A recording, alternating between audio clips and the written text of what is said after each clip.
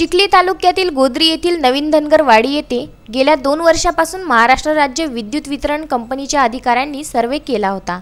या सर्वेमध्ये अधिकाऱ्यांच्या निदर्शनास आले की या धनगर वाडीमध्ये किमान 50 घरे असून येथे आतापर्यंत विद्युत जोडणीचे काम झालेले नाही। यामुळे या धनगर वाडीतील नागरिक विजेपासून वंचित आहे। गावकरी विद्युत वितरण कंपनीच्या कारभारावर प्रचंड नाराज आहे। गावकऱ्यांवर विद्युत वितरण कंपनीने या धनगर वाडीचा सर्वे 10 मे 2018 रोजी केला होता। गेल्या 1.5 वर्षापासून एकही कर्मचारी वा अधिकारी धनगर वाडीमध्ये येऊन विजेसंदर्भात कुठलेही पाऊल उचलत नाही। सरकारने एक योजना आणली होती, प्रत्येकाच्या घरात वीज देऊ अशी घोषणा सरकारने केली होती। आता 2 वर्षाचा कालावधी उलटून गेला तरी सुद्धा विद्युत वितरण कंपनीने धनगरवाडी या गावात विजेसंदर्भात कुठलीच कारवाई केली नसल्याने या गावातील अनेक लोकांची मुले विजेअभावी शालेय शिक्षणापासून वंचित राहत आहे।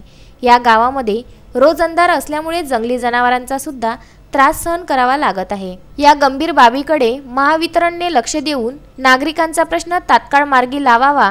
गोद्री गावातील धनगरवाडी येथे 2 वर्षापूर्वी महाराष्ट्र विद्युत महामंडळाने सर्वे केला होता व त्या सर्वेमध्ये त्या वस्तीस 50 कुटुंबे कित्येक वर्षापासून तिथे शेती करून राहत आहेत। तर त्या ठिकाणी कोणतीच विजेची सुविधा नसल्याने त्रस्त शेतकरी वारंवार तक्रारी विनंती करून सुद्धा कोणतीच कारवाई विद्युत महामंडळाकडून त्या ठिकाणी झालेली नाही आहे। त्रस्त शेतकऱ्यांनी स्वाभिमानी शेतकरी संघटनेला सोबत घेऊन आज या ठिकाणी अधीक्षक अभियंता यांना निवेदन देऊन 8 दिवसाची मुदत त्या ठिकाणी दिलेली आहे। तरी 8 दिवसात काहीच कारवाई न झाल्यास मुलाबाळासहित व गुराढोरासहित संपूर्ण वस्ती त्या ठिकाणी अधीक्षक अभियंता यांच्या कार्यालयात मुक्कामाला येऊ या प्रकारचे निवेदन अधीक्षक अभियंता यांना देण्यात आले आहे।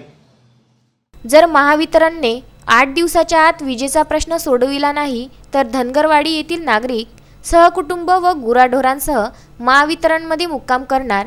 स्वाभिमानी शेतकरी संघटनेचा या आंदोलनाला पाठिंबा असून जर धनगरवाडीत वीज उपलब्ध नाही झाली तर महावितरण कंपनीच्या अधिकाऱ्यांना धारेवर धरू असे स्वाभिमानी शेतकरी संघटनेचे राणा चंद्रशेखर चंदन व जिल्हा उपाध्यक्ष अनिल वाकोडे यांनी सांगितले।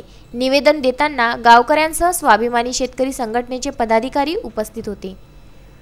असलम हिरीवाले, विदर्भ न्यूज, बुलढाणा।